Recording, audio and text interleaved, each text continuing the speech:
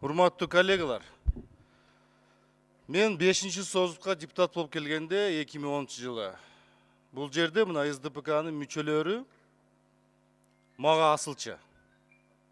2010 жылда 7 апрелден кийин мен министр МЧС болчу 2010 жылга чейин кеттик биз кубалады дегендей. Кийин мага асылчы. Анан кийин өмүр ушу 5 жыл, 6 жыл. Бирдеге тополоң болсо, ким күнөөлүү? Бакиевчилер күнөөлүү деп айтчы. Бакиев 9 жыл болуп кеткенде. Мына бүгүнкү күндө эмне болуп атат? Кайра эле СДПК, сиздер өзүңөр жаңы шайланган президент тап келдиңер, өзүңөр ап келдиңер. Биз шайлоодон чыктык, утулдук биз. Биз макул деп признавать эттик. Бүгүн кайрадан мына бул жерде СДПК-нын мүчөлөрү кайрадан тополоң кылып атасыңар.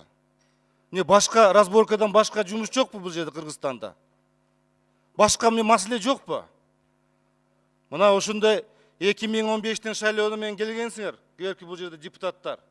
Ошо бир адамдын атын атап атасыңар.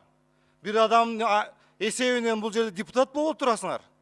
Анан бул жерде кыйын болуп отурасыңар азыр сүйлөп. А ошо кезде эгерде контрабанда боюнча сүйлөсөк, ошо кезде эмне бир эле адам контрабанда жасадыбы? Анда Кулматов төрага болгон таможнянын. Башкасы премьер-министр болгон. Анда ошолордун баарын сурабайлыкпы? Мен дайыма чыркырап келем контрабанда боюнча. Мына Казакстандан келетат контрабанда, Өзбекстандан келетат контрабанда деп дайыма айтып жүрөм мен бул жерде, урматтуу коллегалар. Не бүгүн эле ошо чыгып калды маселе. Анан кийин мына ошо бир Саймайтин, мошенник Саймайтин сөзү менен мына дүрбүрөң болду.